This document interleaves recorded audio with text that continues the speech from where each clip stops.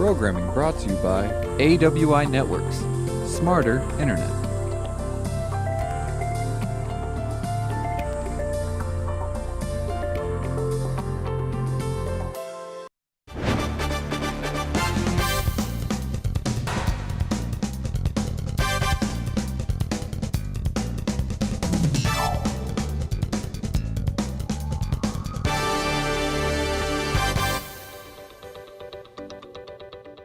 Thanks for joining St. George News at 8.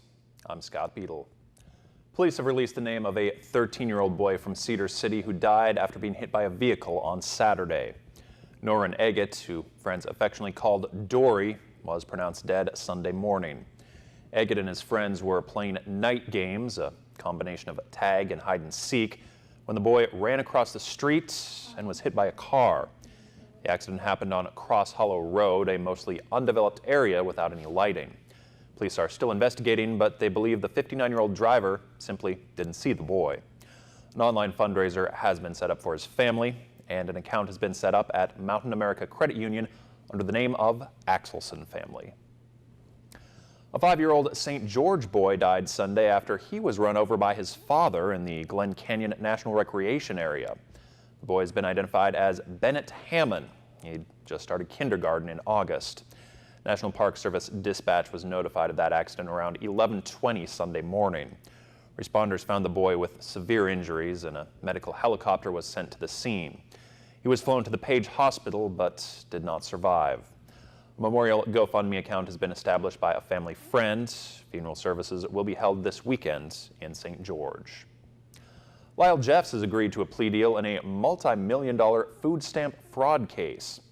The Fundamentalist Church of Jesus Christ of Latter-day Saints leaders struck a deal in court on Wednesday, I should say, pleading guilty to food stamp fraud. As part of the deal, a charge of conspiracy to commit money laundering was dropped.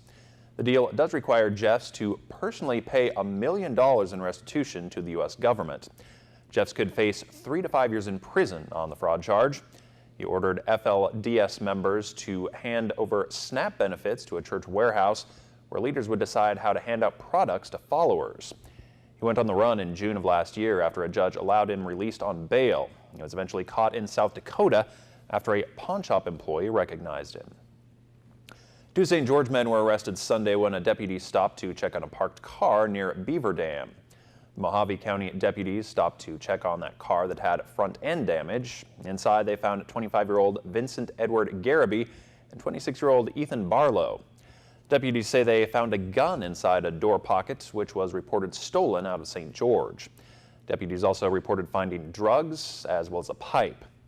Garraby and Barlow were arrested on multiple drug and weapons charges and taken to Mesquite City Jail in Nevada. A ranger from St. George found himself in Puerto Rico just ahead of Hurricane Maria. Scott Lowry of the BLM's St. George office was headed to the East Coast to help with recovery efforts. BLM rangers and special agents act as law enforcement, so they were volunteering after Hurricane Irma. However, Lowry said when he arrived on the East Coast, many assignments there had already been completed. He said he has never seen the scale of preparation that was going on in Puerto Rico ahead of that storm. And with the latest on the impact in Puerto Rico, here's Joe Torres. A 6 o'clock curfew now in effect here in Puerto Rico, but just within the last half hour, we had a chance to go out onto the streets and talk to the people there. Much more telling than all the downed power lines and the broken trees and the shattered glass were the faces of the people. Faces filled with shock and disbelief. People wondering, how do we recover from this? Hurricane Maria roared onto Puerto Rico this morning, a powerful tempest of wind and fury. Swaying palm trees held on for dear life as debris from rooftops, from hotels, from homes and businesses sailed through the Caribbean air. Maria quickly disassembled so many of the plywood boards used to protect doors and windows, boards now scattered in a debris field spread far and wide. For several hours this morning, Maria brought life on the island to a standstill. And then, at about 9:30, a chance to survey the damage. This right here, a brief opportunity for us to come outside and take a look. This is the eye of the storm as it passes by. We've seen damage. We see trees down. But as you look off in the distance and you see the crashing waves, what we haven't seen just yet is major flooding. We do understand the storm is not over. On the street, an utter mess of palm fronds, palm trees, pieces of sheet metal wrapped around whatever got in their way. We saw business signs toppled, street lights dangling. Long before the arrival of Maria, there was Irma, and even before Irma, it is so important to remember that the 3.5 million people of Puerto Rico were so busy dealing with a fiscal and economic crisis. Now they're dealing with a crisis from Mother Nature. And when we asked folks on the street, where do you go from here? One mother put it quite simply. She said, we come together and we pray. Chief Meteorologist Chris Summers has your Southern Utah forecast coming up right after this.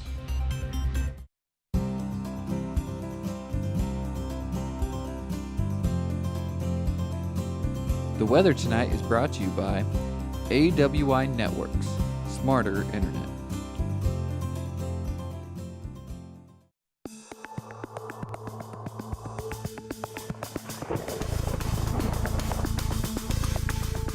And a good Wednesday evening. Welcome back, everyone. Temperatures today around St. George, upper 80s to near 90. Our normal high this time of year is 90. We're just a couple degrees below that with that high temperature of 88 degrees here today. No rain across our area for right now, but could see a few isolated showers make their way into our area here the next couple of days. The best chance of that's really going to be around the Cedar City area. And as you go further north in Utah, you actually may run into a little bit of snow. Yeah, northeastern Utah has winter weather advisories out with some snowfall, especially above 7,000 feet, where they could pick up several inches of snow in parts of northern and northeastern Utah. Otherwise, windy conditions out there today. Yeah, these wind gusts have been as high as 25 to 35 miles per hour. As of last hour, saw a wind gust at Cedar City at 38 miles per hour, 25 mile per hour wind gust in St. George, 23 Mesquite, and 22 mile per hour wind gust in Hurricane. Temperatures around Cedar City for today, upper 70s, 77 degrees Cedar City and Enterprise, 88 here in St. George and Mesquite. Also 88 degrees, the high temperature Hurricane, 92 degrees, the high down in Las Vegas late this afternoon. Not really much going on around our area as far as rain or satellite goes, but we do have a wind advisory in effect as we head into tomorrow for the area shaded here in the tan, again including St. George and a good portion of southern Utah and up around Cedar City near Mesquite and Las Vegas seeing this wind advisory. Could see a wind gust over 50 miles per hour tomorrow as a big low pressure system makes its way into the western United States and actually going to cause a little bit of snowfall in the parts of northern Utah. Something that definitely that winter is here, at least for some areas anyway, even before fall officially arrives on Friday. But your Thursday forecast does keep mainly cloudy skies in our area here. We'll see partly to mostly cloudy. 84 degrees the high temperature St. George, 85 Mesquite, 82 degrees the high Hurricane, 72 Cedar City. Again, those winds could be gusting as high as 20 to 30 miles per hour, but I wouldn't be surprised to see some of those gusts up to 40 or 50 as we get to Thursday afternoon. So partly sunny skies. Yeah, that wind will be gusty out there, keeping it a little breezy even on Friday.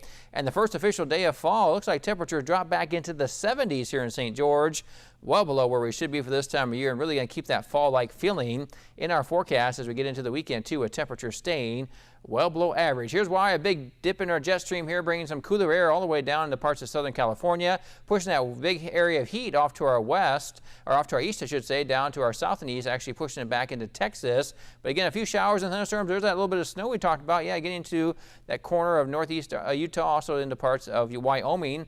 Again, the higher elevations could be seeing several inches of snow in that area here the next 24 to 48 hours. But for us, we'll see partly to mostly cloudy skies, 72. The high temperature Cedar City, 71 degrees Enterprise. As you get to St. George, we'll see temperatures about 84 degrees, 85 Mesquite, 82 degrees in Hurricane. Again, those winds will be gusty though. Could see that wind advisory again in effect with gusts as high as 40 miles per hour in some areas. Here's your 7-day forecast for Cedar City, 61. That high temperature on the first day of fall on Friday. A little shower activity possible too. Then upward to mid-50s in the forecast in Cedar City as we head into the weekend. And then maybe eventually getting back into the 60s or so, at least mid to upper 60s. Look at the overnight lows though, upper 20s by early next week around Cedar City. So some cool temperature for them and really some cool weather for us here in St. George too. Southern Utah temperatures not quite that cool, but definitely seeing them well below average with a 74 degrees the high temperature Friday and in low 70s as we head into the weekend, that's well below where we should be for this time of year. So fall is really coming here on Friday and really going to bring some fall-like temperatures to our area. And it sounds like in some places we're just skipping fall and going right to to winter. jump right into winter, yeah, especially in northern Utah on that, where they could again see several inches of snow on some of the higher elevations, above about 7,000 feet over the next couple of days. So yeah, definitely seeing a lot of seasons across Utah for sure. All right, thanks, Chris. We'll be right back.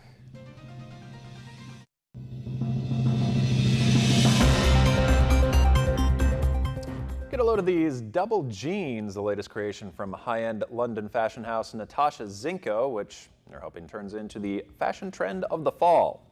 The name pretty much says it all. While the top part of the garment fits around the waist like a traditional pair of pants, the second part, or accompanying double jean, fits somewhere in the knee to hip area. Now, what's interesting about these is they are going for the low price of $695. No, thank you. Thanks for tuning in. We hope you have a great night.